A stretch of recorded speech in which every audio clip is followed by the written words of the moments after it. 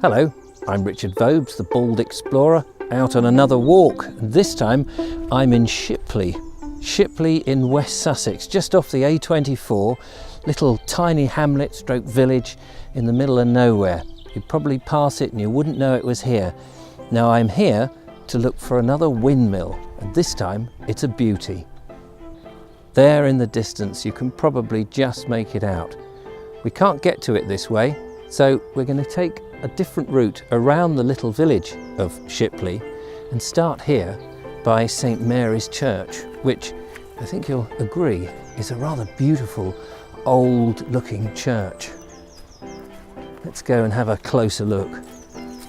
Just go through this little kissing gate. I'm forever going through kissing gates. Here we go. Look at that. Shipley is first mentioned in a charter in 1073 and then again in the Domesday Book in 1086. The name Shipley derives from Old English, meaning sheep pasture.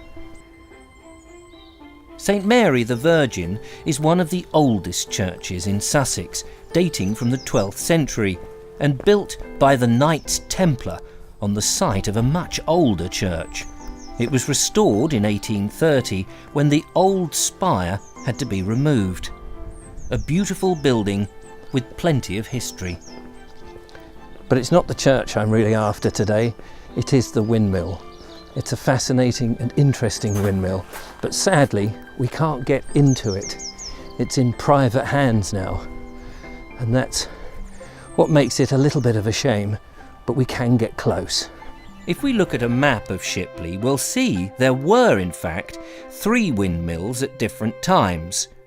One in the centre of the village, another a little to the north, and one down to the south.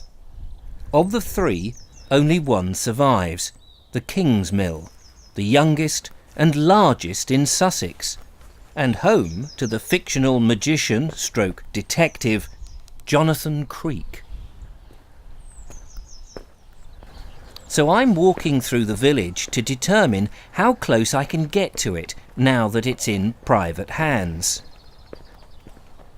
It's called King's Mill because it's on the land of the same name, but it's been known by various names over the years: Vincent's Mill, Belloc Mill, and even Martin's Folly. Folly because Fred Martin, who had it built in 1879, had been given the estimate of £800 for its erection. In the event, it cost just over 3 times as much. It must have near ruined him, or at least shortened his life, for he died 5 years later.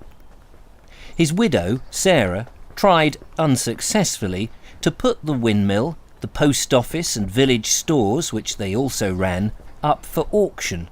But it seems they had no takers.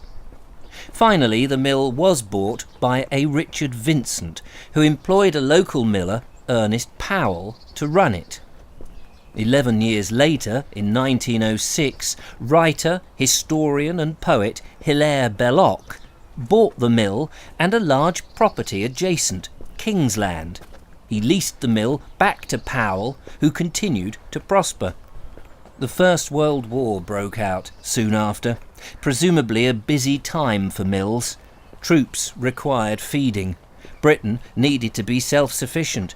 Shipping lanes bringing in produce had been compromised by the enemy.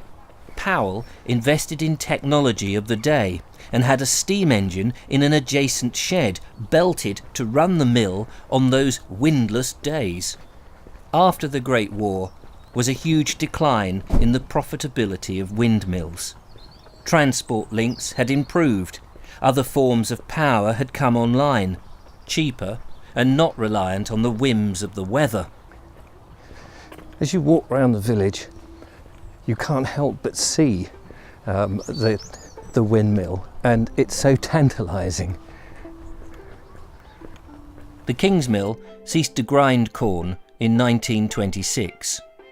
Hilaire Belloc, however, wished to preserve the mill and did his very best to keep it in a good state of repair. But preservation became difficult during the Second World War.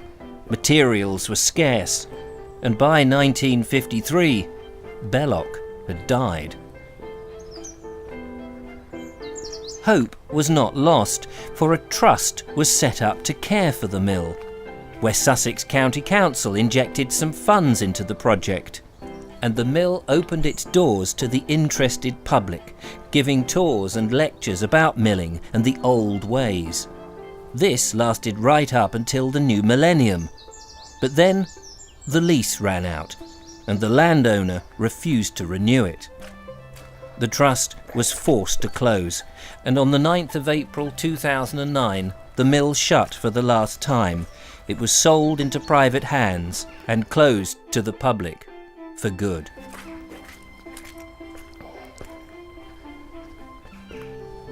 Well, it's a great shame that we can't actually go in or indeed touch it, but we can get incredibly close to this rather historic and beautiful windmill.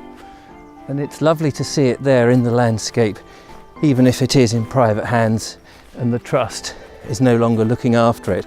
Well, I hope you've enjoyed my little walk. I'm going to be looking at its predecessors, because there were other mills in Shipley. So join me again for that video. Until the next time, bye bye.